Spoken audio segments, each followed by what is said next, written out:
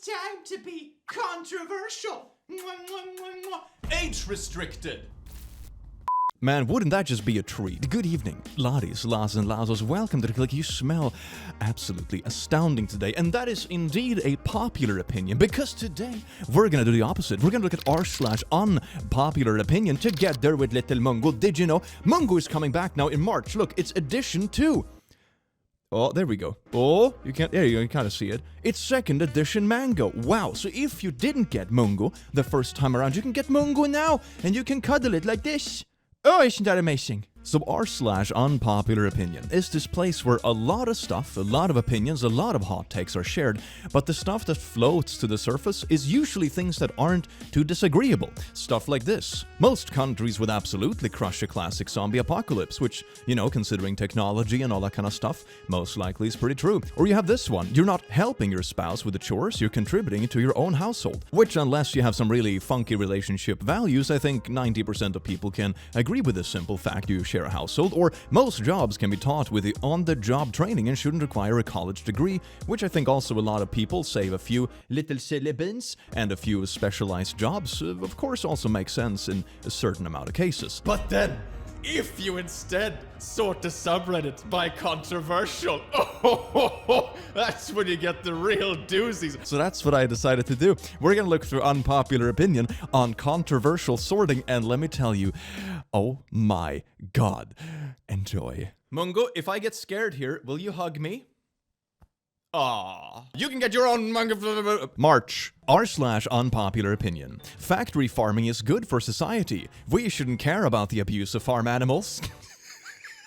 We're just getting right into the swamp, aren't we?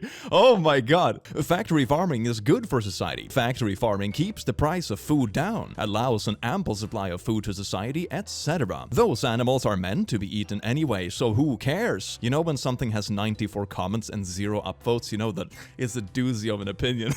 Oh dear. Even though this opinion is definitely quite a hot take, and it ignores a lot of other, like, logical fallacies, kind of like human suffering doesn't matter because everyone will be dead one day anyway. So, you know, it's that kind of very nihilistic way of thinking. But there is this underlying topic about moral consumption that I think it kind of touches on. And this doesn't only go for meat, of course. It goes for anything that you consume. If there is an immoral way of producing something, it might typically be cheaper, and therefore it has an ability to win over the marketplace. This is like clothes, food and meat, or electronics, or phones, or rare minerals, or whatever it might be. So while I think ethical consumption is a very important topic to discuss, it's also important to recognize that I don't think you can really function in modern society without doing some sort of unethical consumption, and oftentimes you don't necessarily even know it's the case. It's very hard to stay on top of everything. So I don't know, it brings up some interesting discussion points, but the but the hot take itself is very...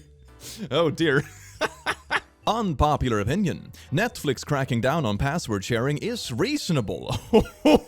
Oh, we're getting into the swamp here. 10 million plus households are using and getting value out of subscription service for free that is intended to be paid for. Netflix has turned a blind eye to this for over a decade and been super chill. But given the current market condition, it needs to show increased growth, and is reasonable for them to go after the lowest possible hanging fruit, which is freeloading existing users on other people's accounts. I get that it seems petty for a massive corporation to try and get existing subscribers to pay for additional households or to block out third or fourth devices on an existing account, but this was inevitable. I'm not sure if they actually stuck to this though. I think they backed off. And the reason I think why it was such an outrage is not because it's necessarily an unreasonable thing, it's because they had already set the expectation. Whenever there is an expectation that already exists and you lower whatever you produce for that expectation, people will be angry about it. And of course also that Netflix isn't what it used to be in terms of everything they provide, because so many platforms have their own streaming services now. So, you know, that on top of this and also lowering expectations is of course gonna piss people off. I think that's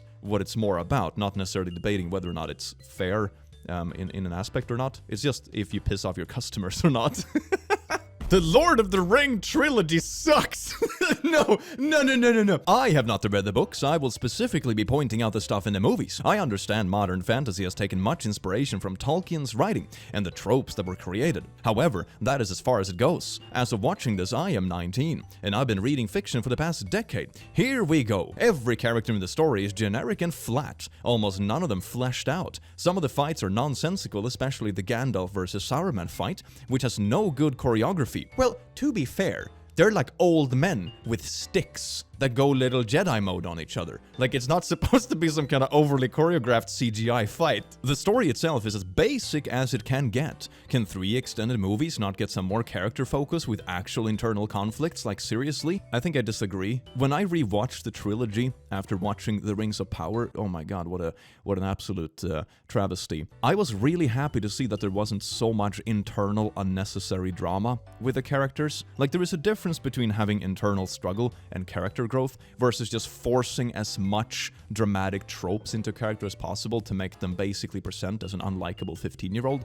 And I think that's where a lot of modern series go way too far. The world building is meh, most likely because it's not easy to take extensive descriptive text from the books and adapt them unless done visually, which would drag out the movies far too much, so I get that. I am not some sort of cinematography critique, and I can actually say I liked some shots, especially in Return of the King, so that's a plus. Do people still think of these movies highly simply due to some insanely potent sorts of hive mind or nostalgia? Edit, a majority of the comments are proving my point with the Lotter bandwagoning. It's funny. 300 comments, 7 upvotes. Whoa! Here we got an unpopular opinion, baby. This is what it's all about. I do love the diversity of opinions, though. Sometimes it's super controversial topics like farm animals deserve to suffer. And then the next one is just, I don't like a popular movie. I like this. The contrast between like the seriousness of opinions is... it's refreshing. I think we get womansplained all the time. Okay, here we go. This is gonna be a good one. Before I wrote this post, I had been searching online if womansplaining is a thing, and if there are some good examples. Most of the time, they say it exists, but I couldn't find any good examples. But womansplaining is happening all the time, and it already starts at a very young age. So let me take you to my previous weekend. I was at a party. Everyone had some beers. There was some nice music in the background, and in general, I was having a good time. After some time, they started to make some snacks. First, we had some oven snacks and some cheese blocks, but then started to make mini pizzas. It was put in the oven for 10 minutes. They were finished, and getting them out of the oven was already a lot of work. To get the plate out of the oven, you had to tilt it a bit, and therefore all the pizzas would fall to the bottom of the oven. Therefore, we decided to get them out one by one. Where on earth is this going? Wasn't this supposed to be about splaining things? You maybe already guessed. 10 minutes isn't enough, and the middle of the pizza was still frozen. Then we realized we didn't preheat the oven, and we didn't put it on the right temperature. The normal, not that sober mistakes. So we were having a discussion, and nobody wanted to put the pizzas back in the oven one by one. And this is the moment. So I decided to say that I will try to put them on the plate and try to block the fall of the pizzas with a piece of baking paper. I knew the risks, and then it happened. I slightly burned myself while I was trying to get the pizzas in, and the whole time nearly burning myself and my friends laughing. From the other side of the room, a girl joins the conversation and starts to explain to me that it was dangerous, that I was doing, and I could burn myself again. She was acting as if I was stupid. I mean, you're drunkenly fumbling with like molten cheese trying to squeeze it into oven. Yeah, I'm not sure if that's like the most, intellectually projecting action you can possibly present, if I put it generously. She was acting as if I was stupid, but I was just taking a calculated risk while drunk. But she really thought I was stupid. And then it hit me. Womansplaining is mostly when guys jokingly in a funny way do something and the girls start explaining why it's dangerous. You know, there's literally a subreddit called r/why women live longer. And it's literally things like this. It's like boys being boys, sometimes in harmful ways, but generally being kind of stupid in the very stereotypical boy manner. When we go with 5 friends in a shopping cart and race down a hill, nobody has to tell us this is dangerous. Yeah, r/why women live longer. This is just... When we want to fire fireworks from our butt cracks, nobody has to tell us it's dangerous. This is your... When we climb a tree to the top and we're hearing a cracking sound, we know it's dangerous. When we try to drink more alcohol in a drinking competition, we know. When we're working on the electricity in the house and decide not to take the power off, we know. Okay, that's incredibly stupid. And when we get a shock, don't tell us we should have put off the power, we know. Womansplaining is a bigger problem than most of us realize. I thought this was gonna get into like some super controversial hellhole, but it's just like, when boys be being stupid, don't tell us we stupid. This is amazing. I mean, sure though, you can be like patronizing and overly explain something to someone who doesn't know it. No matter what like gender or whatever you are, you know, your demographic doesn't mean that you can't be a patronizing, you know, butthole. I think that comes in all shapes and sizes, but I'm not sure if this is probably not it. I don't think it's mansplaining or womansplaining if you're literally calling out something stupid. Like, it's the same thing when people on Twitter be like, factually incorrect statement, and someone is, this is actually how it's correct. And it's like, oh my god, you're mansplaining. It's like, no, they're just correcting your blatantly incorrect fact. And that's not the same thing. So I feel like this kind of lands in the same category as that. Is someone being stupid, someone saying they're stupid. That's no.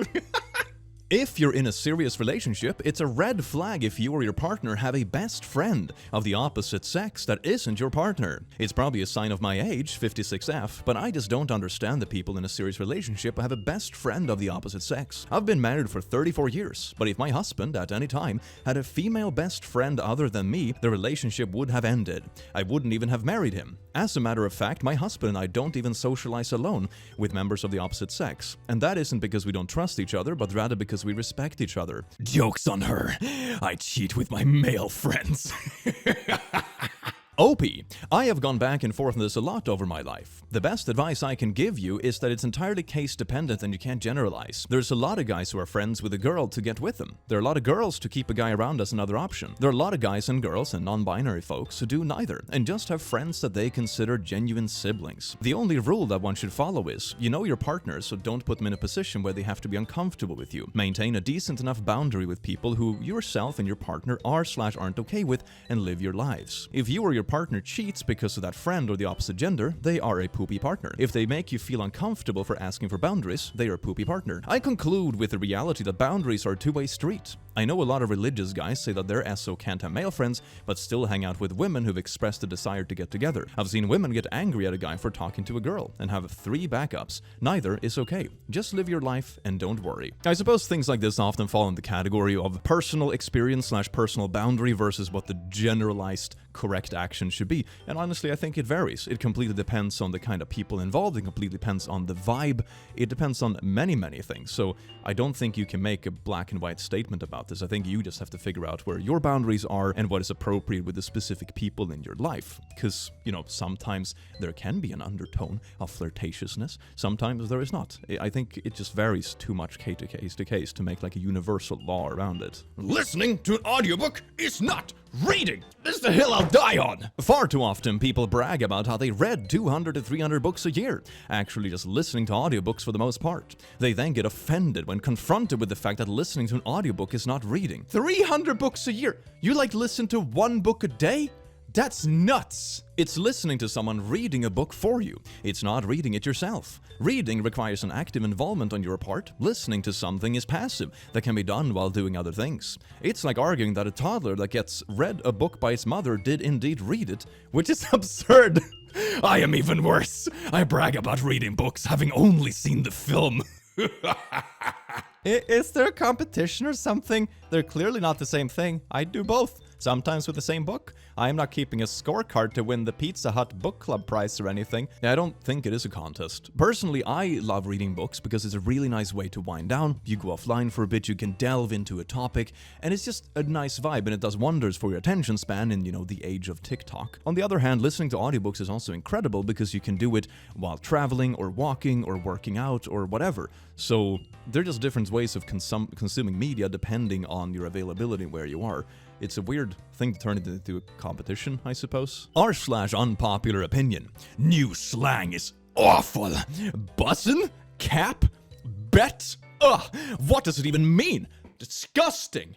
What's the etymology? I am 30, and it gives me anxiety. Am I wrong in thinking it's making kids nowadays less intelligent? Oh no, are we turning into the new boomers? Oh god. I am by no means smart, but am I the only one that feels this way? Edit. These comments got me in tears. I'm just out of touch and uncool. This didn't mean to offend anyone. Thanks for the insight, everyone. Finna hit up Urban Dictionary for a while. Deadass. Oh god. No, I can't be that old yet. Please. If you want kids that you have around you to quit saying it, just start saying it yourself all the time. Yep, my kid died inside when I told him he needed to yeet those grades up. I was so proud. He thinks I don't know how to use it properly, but I do. I just say it wrong to take the power back. Yeah, that's how you do it. That's how you do it. Just like embarrass your kids by using the slang, but slightly wrong. This is gonna be my threat. When I'm a parent in the future, I'm not gonna punish my kids or ground them or anything else. I'm gonna be like, hey there, Timmy, if you don't start behaving, I'm gonna use the hip slangs in front of your friends. And I'm gonna do it confidently. You know, they're gonna stop all shenanigans ever. They're gonna be like, oh my god, that is the worst threat ever. You see, parenting strats. Beautiful. Our slang has come and gone. The torch has been handed over to Gen Z. Older gens thought we were awful, but now we think the younger ones are. It's a cycle that will keep on. Isn't that beautiful? It's just the cycle of nature. As a Gen Z, almost 18 years old, I fear for what this will feel like when Gen Alpha comes of age. I babysit them right now, but one day they will be making slang and listening to weird pop music that I'll just think is noise. Are you having a midlife crisis at 17 years old? Oh dear. Weird to think about. And one day we'll all be old people, and our kids won't care about hanging out with us because we're boring and old. Like it sounds so distant and far away when you're in kindergarten, and people talk about graduating one day, and you're like, yeah, it will happen, but it's too far away to even comprehend. And you feel like it's never actually happened, but one day it just does. Sorry, I think I'm having a midlife crisis at 18 and to get off the internet. Oh god. I mean, yeah, time also speeds up the older you get, which is a freaky concept. Like, mentally it feels like it because every year that comes is a smaller part of your entire existence so far. So I remember when I was a kid, for example, a summer felt like half an eternity. Nowadays, a summer feels like a couple of weeks. It's horrible. And you know, the whole like COVID thing, basically, we're in on year number 3 now, essentially. It's getting close to the total amount of time I was in high school. You know, that is insane. The time in high school felt like a lifetime. And now it's just like, oh gee, it's a couple of years back and forth, whatever, I'm old. Putting on your clothes right out of the shower is better than drying your body off first. I'm sorry, what? What? This is not even, you know, the whole wet socks thing. This is like, I put on wet socks on purpose because it's nice. Satan, get off Reddit. It feels good to have the fabric stick against your skin, water dripping down your neck and back while you pull a clean shirt on. Dry socks on wet feet, pants on wet legs. It just all feels better. And when you dry naturally. What do you mean, naturally? You would dry naturally if you just stand around naked for a bit as well. What do you mean, dry naturally? Edit, y'all are mad. Read through the comments, there's plenty of us that do this. What is it? Merino wool is your friend. I wear sandals 90% of the time so I don't suffer from athlete's foot. I've just never had jock rash. The clothes dry you just like a towel, but it just takes a little longer. Enjoy your musty, smelly, soggy towel. Enjoy your musty, smelly, soggy clothes. What? This has genuinely upset me. My day is destroyed. My day is now horrible, just like a pair of wet socks. Yuck. I hate covers of songs.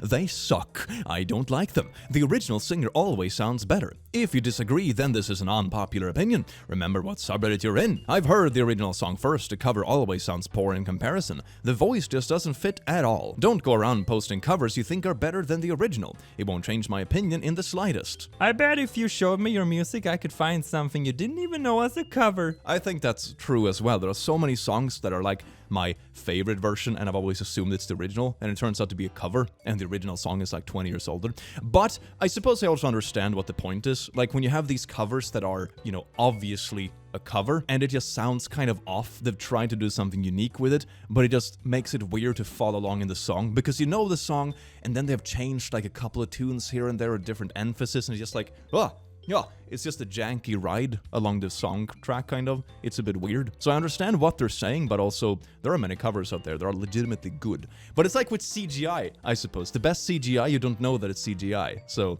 maybe that's a good argument. Having strippers at the bachelor/bachelorette party is outright cheating. There was a post today taking issue with strippers at bachelor parties, but they didn't take it far enough. It's just not worthy of judgment. It's worthy of a breakup. It's cheating. Going to a strip club is cheating. Getting a stripper for your party is cheating. The whole point of marriage is dedicating yourself to your partner and only your partner. Starting it with some kind of pathetic last night as an unmarried person looking at other bodies, that's appalling. That's disgusting. You're meant to be celebrating the fact that you're finally making the bond with your loved one official, not disrespecting them and looking at other people. The fact that many consider this normal is bizarre to me. People are absolutely revolting. Strippers should be more popular at a divorce party than a wedding. Divorce parties should be popular.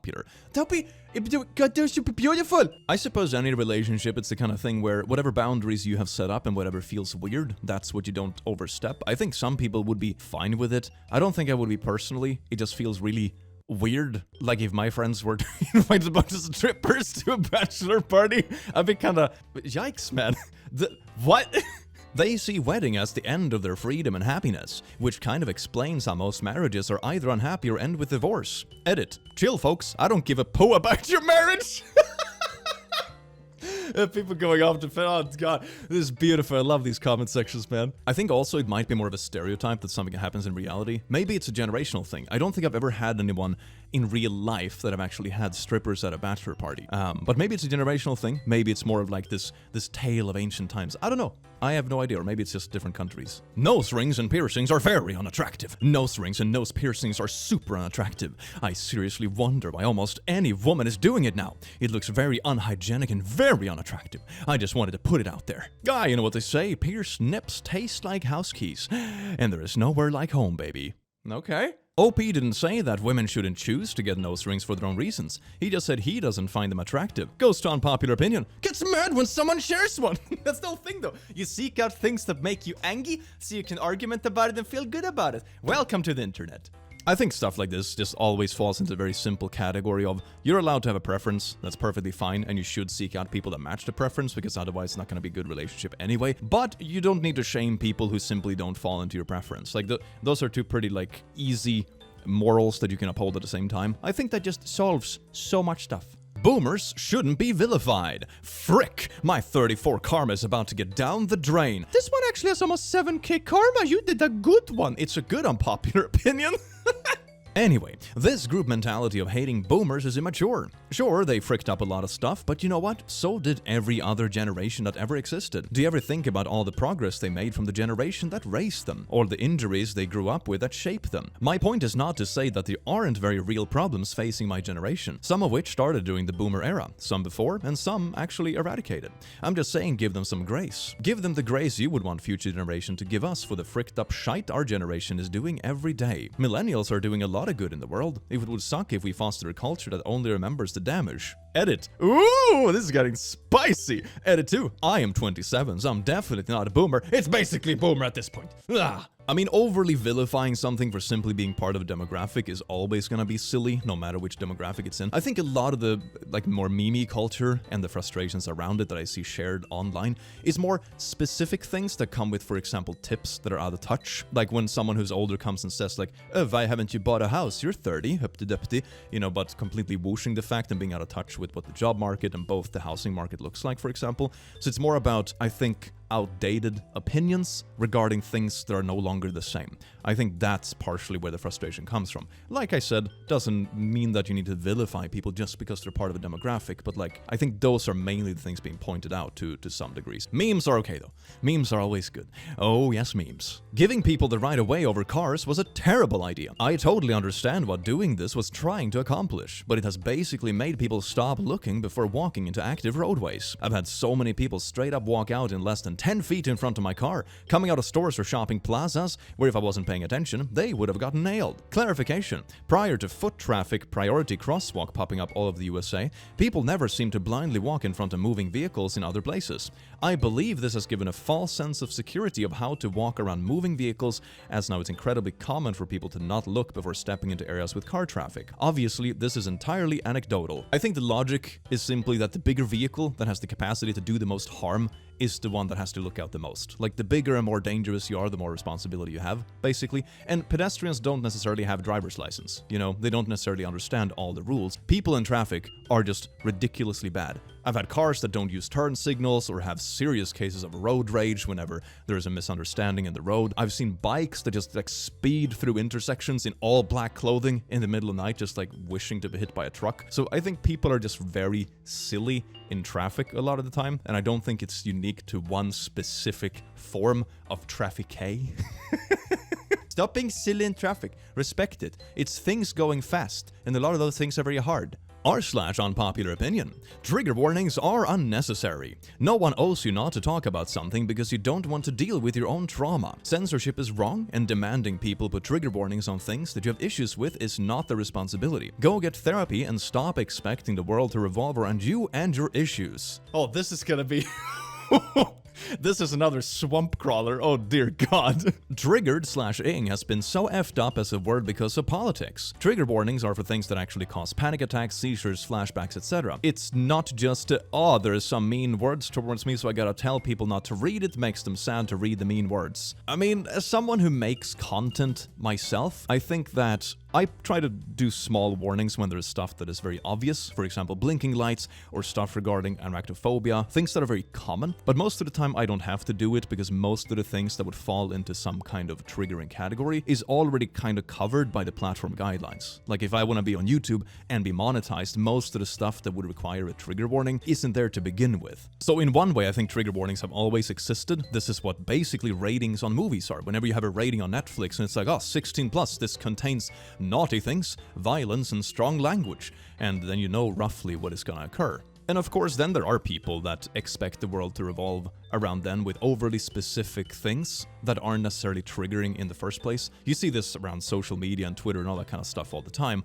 when someone makes a statement like, I like pancakes. Somebody's like, so you hate waffles? That's triggering or whatever. Silly example. But that kind of stuff happens as well, of course, but I'm not sure if it's a massive issue, perhaps. I mean, personally, I deal, for example, with a phobia for needles.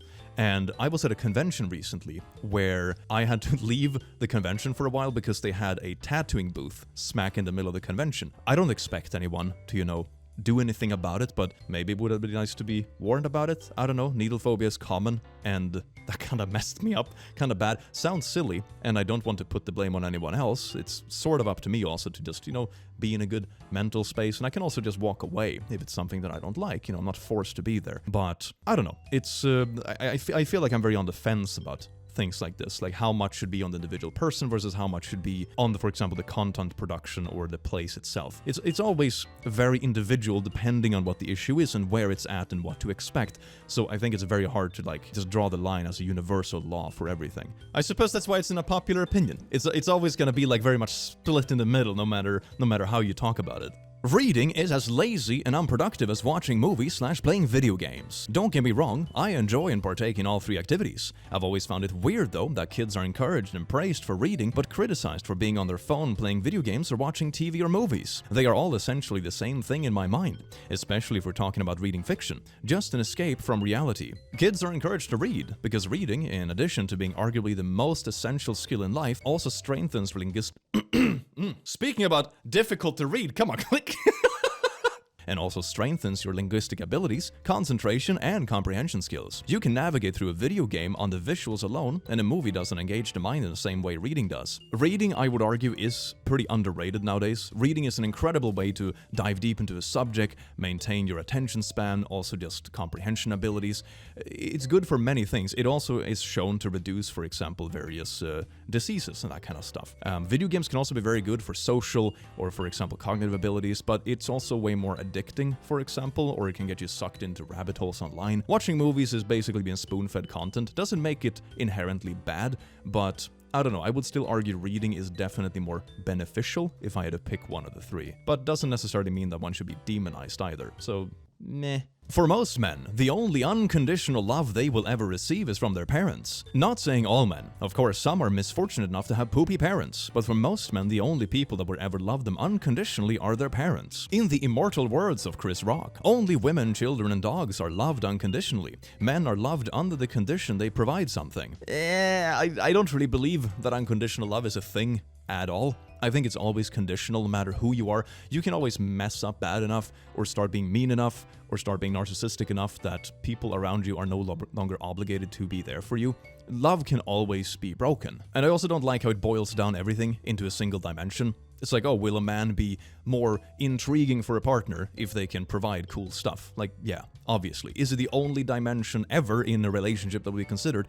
Of course it isn't. But this exact argument could be made for women. It's like, oh, women are never loved unconditionally because they are only valued for their looks, for example. But that's also boiling it down to one single dimension. You can make this argument one way or another. I don't think it necessarily makes it true. It's always a little bit dangerous to take like a singular thing that, of course, would, for example, correlate with the amount of matches you get on Tinder, but then pretend that that's the whole thing that love is about, which is also not the case. I will never tell my kids Santa Claus is real because I don't want to lie to them. I had a conversation with friends and they were talking about Santa Claus, and if my kid knows it yet, 2 years old. I told them I will not lie to them talking about an imaginary person that would randomly give presents in exchange for good behavior. I do not understand, first, why kids shouldn't know that the presents are from your family, that you actually spent money for them rather than a stranger. Also, you're basically lying to them for some consumerism. You're basically brats that are only motivated to do good for a present. What are your thoughts on that? We never had Santa Claus when I was a kid and never upset me. I also have to add that we don't do this tradition of opening presents in the morning, but do it all together on Christmas night. Opie is clearly trying to convince us Santa Claus is fake. I don't have kids, so I don't have an opinion on this choice of parenting, but I will never forget figuring it out when I was little and telling kids at school. I made half the class cry! I don't know, I have pretty fond memories of it, to be honest, but I think it might also be very individual. I don't know, if you're one of the kids in this class, of course maybe you have like bad memories from it. You only remember like the crying when, you've been lied to and all. For me, I think it was pretty wholesome, because I remember I was starting to figure it out at a pretty young age, 22 or something, and what they did is that they swapped in the neighborhood. So usually as a kid you start figuring out like, wait a second, Dad is always out and that's when Santa comes, isn't that heckin' sus? But then they swap parents between the houses. So all of a sudden, the neighbor dad would come and be Santa Claus while my own dad was still in the house. And that just blew your mind. It's like, oh my god, is Santa real after all? Because of course this couldn't possibly be just any other random person. It has to be Dad, or it's the real Santa. Ah, the mind of a child. And then I think the year after that, I actually stayed up to like bust my parents as they were prepping the Santa stuff. So I got to play like detective and figure it out, which was also like really fun and wholesome in a way. It was very satisfying to like figure it out. So I think, I don't know, I think I have very fond memories of it, but I can also see how it can be, a negative memory if this is how you found out. So I don't know, I don't think I'm leaning super heavy one way or another. I am looking forward to play Santa Claus myself when the kids in the family come of age, and that is all I'm gonna say. I would rather lose my virginity to my future wife. Relationships that have naughties before marriage can be very toxic and end in crappy ways. I mean, honestly, that goes for marriages too. If you marry your partner because they were good in bed, you didn't marry them for love. Same issue here as the previous post. I think love is a multi-dimensional thing. If you get to know your partner for who they are without needing to see them in bed, your marriage is built on a much more solid foundation. I don't think I agree. Like, don't get me wrong. Each to their own. If this is the way you want to live and this feels right for you, you should go for it. I think for me personally, I needed a few relationships before figuring out what works for me, what I'm even looking for. I remember when I think back on some of my early relationships that I thought were amazing in the moment, because I didn't know what a red flag was. I didn't know when something wasn't functioning or what to look out for. And looking back at it now, I'm like, okay, good, the experience was nice, fun while it lasted, but I'm also glad it ended, because now with more experience when I'm older, I also know that it wasn't meant to be. What does they say? You have to kiss a few frogs before you find your little prince or princess or princess. Very beautiful. And also for the intimate activities. I mean, it also depends on who you are. Do you even like intimate activities? What kind of relationship do you have with your partner? But for a lot of people, I think it's a kind of simple equation that goes something like, if the intimacy works, it's 30% of a relationship. If the intimacy doesn't work, it's 70% of the relationship. And I think things that don't work are always more of a focal point, and it bothers you more than the things that work. That's just kind of how the human brain is wired. The human brain is meant to keep you alive and fix problems, not to make you happy inherently, which is kind of sad. So, I don't know, each to their own, but I think for me, I needed the experience to be able to form a functioning relationship and even know what I was looking for. So make of that what you will. Urinals are freaking disgusting. How are you going to openly urinate publicly in a room full of people? It's barbaric and gross. Men's and women's bathrooms should be the same. Toilet stalls. Could be worse. Poop in urinal. Worse. Oh god. I mean, I have never liked urinals, to be honest. They're very efficient. Don't get me wrong, like they exist for a reason, but if there's an option I will pick the option. People that hate zoos because of the caged animals but own pets are hypocrites. I don't care how good you treat your pet. If you have it locked up in your house, you have your own zoo, so I think you're a hypocrite. I don't care what type of pet you have and if it couldn't survive in the wild. If you took all the animals in the zoo and released them, they would probably die fast too. Different animals are different. Dogs and cats have evolved 10,000 years to cohabitate with humans. That's not the same as keeping an eagle or a bear as a pet. I think in this case it just depends if the pet actually worse off by being a pet, and oftentimes I don't think they are, but it depends on which creature you're talking about. Many animals are actually illegal to keep as a pet for the reason that they don't fare well as a pet. You can't really provide for them properly as a normal everyday human. It all comes down to like what creature you're talking about, in what context, and so on and so forth, so there's way too much context to this to like say one thing or another for sure, but I don't think keeping an animal in like a enclosed closure that is not meant for them and they're suffering is the same as having a dog. Like, no, I don't think it's the same. Getting mad about us leaving the toilet seat up is stupid. Oh, another controversial doozy. Let's get into it. We go to the bathroom, lift up the seat, pee, and then put it back down or get the, you left the toilet seat up again? Look, if I have to lift it and put it back down, you sure can pay attention and just put it back down when you go to the bathroom.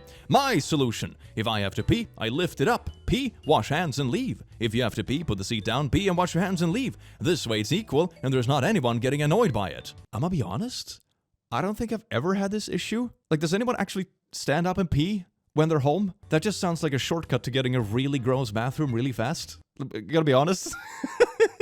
Breakfast should be savory, not sweet. Like why? I swear Americans messed up breakfast culture. Some orange juice, an omelette, some bacon, and then some sweet waffles? Why the frick? These powdered sugar, my French toast right next to my bacon? I swear we could just smoothie everything up and Americans will be fine with it. Edit. Stop reporting me for self-harm. I don't like sweet breakfast, not going to off myself. It's breakfast, guys. Stop reporting me for self-harm. Did self-harmies when these resources can be used for people that actually need them? Final edit. I can finally see the truth. How could I be so blind? Big breakfast is out to get me, spreading lies and not butter. I am so toast. And here's a comment from the moderator. Guys, chill. 7 reports for self-harm, another 5 for the end gaming. Chill the frick out. This is like the most abuse reported opinion that I shared. It's like, I don't like sweet breakfast.